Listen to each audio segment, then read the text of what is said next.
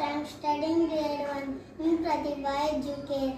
లోకంలో ఉన్న వాటికంటే నా యేసు మంచివాడు.